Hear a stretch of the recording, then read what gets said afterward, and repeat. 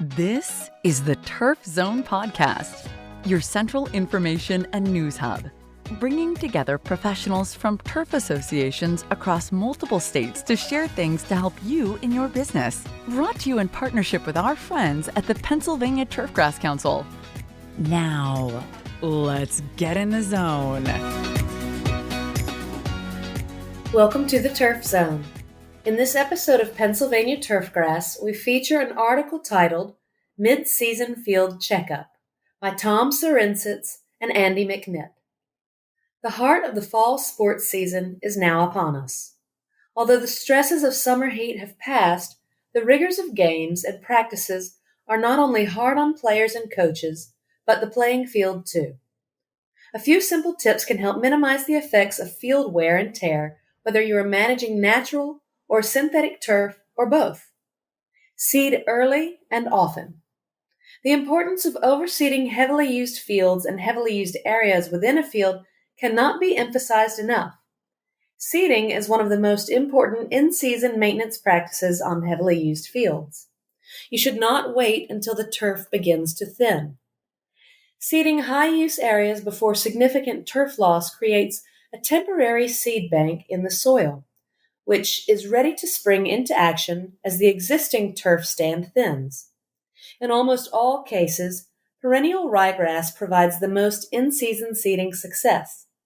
Compared to other options, such as Kentucky bluegrass and tall fescue, perennial ryegrass offers several advantages.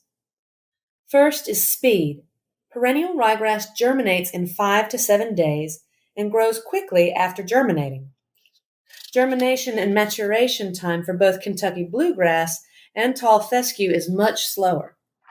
Plus, perennial ryegrass will establish under slightly cooler temperatures compared to bluegrass or tall fescue.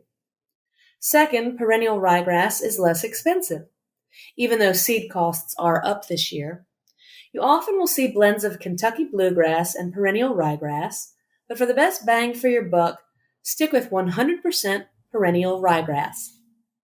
You don't have time for Kentucky bluegrass to get established, and it's not very traffic tolerant when it's young and immature.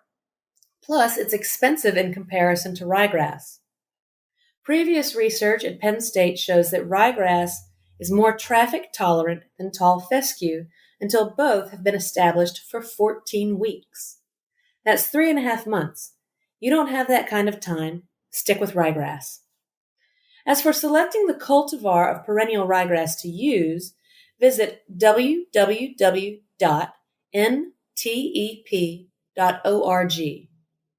and select the latest perennial ryegrass test date. The National Turfgrass Evaluation Program consists of turfgrass cultivar evaluations conducted at universities throughout the United States. When looking at the perennial ryegrass data for several of the NTEP test sites closest to your location, don't get hung up on selecting a cultivar at the top of the list. Pick the cheapest cultivar in the top 2/3 of the list. Quality is important, but so is quantity. So if you pick up a good cultivar that is inexpensive, you can buy more seed. Also, the textbook suggestion of always mixing a minimum of 3 cultivars can be ignored in the case of highly trafficked turf. First, the breeders tell us that there is already significant genetic variation within perennial ryegrass cultivars. Secondly, you are growing this grass almost like an annual. It gets worn out and replaced via additional seeding often. So the mantra is cheap price for adequate quality, and most importantly, volume, volume, volume. Shoot for a minimum of 30 pounds per 1,000 square feet per year. It seems like a lot, but we believe it should be set as your minimum for highly trafficked locations. Lower trafficked areas likely require much less. Timing. Dr. Dave Minner and Dr. Andrew Hoiberg authored several foundational research publications on this topic, 2013. Their conclusions were that seeding early in the season was more beneficial than seeding later. Upon reflection, this makes sense. Seed spread in mid-November doesn't help the surface much during our fall season. Maybe it's around to help next spring, but it's not helping your field right now because it's still in the bag. We've discussed this with Minner and others over some adult beverages on more than one occasion. The one thing their research didn't account for was divots. If a divot is removed, chances are the seed in that spot is also displaced. We came to a bit of a compromise. Let's consider the 30 pounds that the researchers found provided the highest return on investment. More seed continued to yield a better surface. The bulk of that seed, 20 pounds, should be applied to the typical high wear areas at the beginning of the fall season. In Pennsylvania, that would be sometime between the third week in August and Labor Day. Now, with the remaining 10 pounds, apply about 2 pounds per 1,000 square feet after each varsity football game. That will allow the JV or JH football team to cleat it in. Again, more seed is better, and it's not too late to seed right now. Focus on the high wear areas, soccer and lacrosse goal mouths, between the hashes on a football field, etc. Low-use areas may not require any seeding, so spread your seed where it is needed most. Fertilizing. For heavily used fields, a target amount of nitrogen over the course of the growing season is 3 to 5 pounds per 1,000 square feet. Fertilization will help your field grow out of damage and recover along with providing nutrients to newly germinating plants.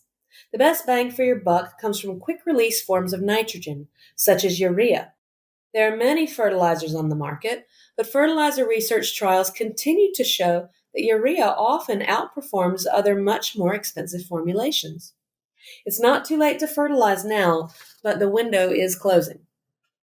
Fast-release formulations are suggested this late in the season with a maximum application rate of 1 pound nitrogen per 1,000 square feet. Mowing. Of course, with fertilization comes the need to mow.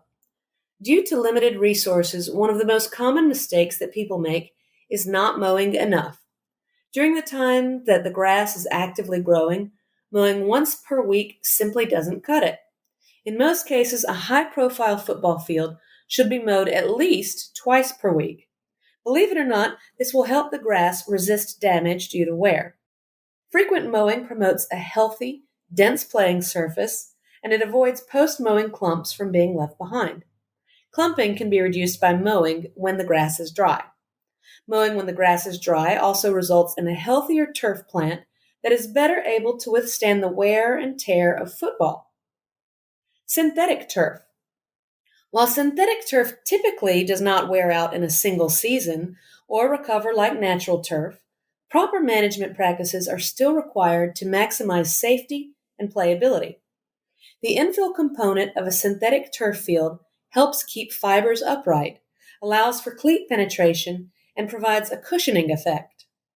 Over time, infill levels often drop as small amounts of infill are constantly leaving the field in athletes' shoes, clothing, equipment bags, and from other maintenance activities.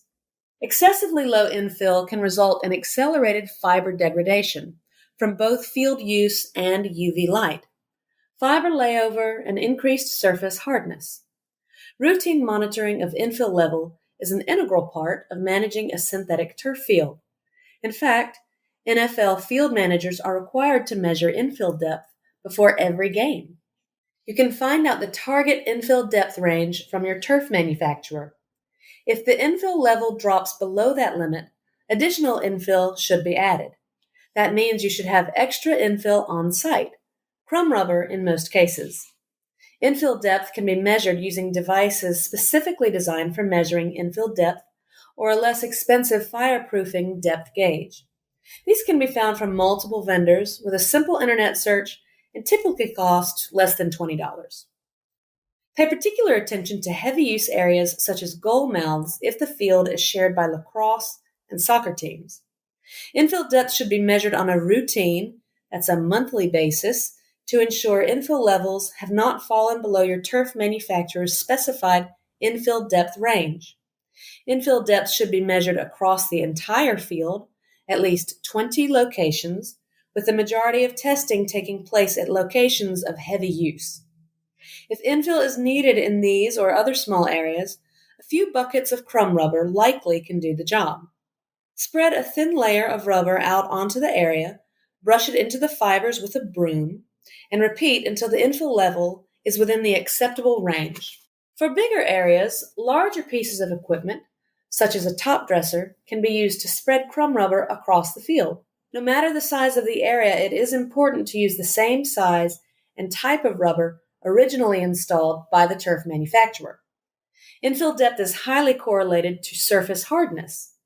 In most cases, if infill depth is maintained at the manufacturer's specified depth, surface hardness levels will be within industry standards. Along with managing infill depth, grooming helps keep turf fibers upright and infill evenly distributed across the field. Grooming refers to both brushing and the loosening of infill granules. Brushing the field with equipment specifically designed for synthetic turf should be done every 3 to 4 weeks during the season. The brush should be set to tickle the surface and not so that the entire weight of the unit is on the turf. The brush can be set to a slightly deeper depth when leveling infill on uneven surfaces. Aerating also helps loosen infill. Grooming units consisting of vertical, star-shaped, non-powered slicers that roll through the turf and infill should generally be used no more than 2 or 3 times per year. It's important that you check with your field manufacturer for grooming information that is specific to your field. Field inspection. Routine field inspections are another way to ensure you are providing the safest possible conditions for field users. Documenting field conditions is not only a proactive approach to field safety, it also provides a record should you be asked to provide field information or justification for new equipment, supplies, and additional labor. A field inspection checklist is a great way to be sure to not overlook any elements of your field inspection. It also provides a record that the field was inspected should any injury occur and the safety of the field be questioned. You can make your own checklist or use one that has already been created. The Sports Turf Managers Association has created a thorough field checklist that's available on their website, www.stma.org. For synthetic turf fields, inspections should include items such as infill depth, degree of paint buildup, seam and inlay inspection, fiber condition, and field hardness. Natural turf field inspection items typically include amount of turf cover, amount of weeds present, surface evenness, and field hardness. Regardless of field type, items such as padding on vertical surfaces close to the field, anchoring of goalposts and goals, and drains should be inspected and conditions documented. For all resources associated with this article, please check out our show notes and don't miss an episode of Pennsylvania Turfgrass. Subscribe at Apple Podcasts, Spotify, or wherever you get your podcasts. You've been listening to The Turf Zone. For more episodes of The Turf Zone, visit theturfzone.com and subscribe on Apple Podcasts, Stitcher, or your favorite podcast app.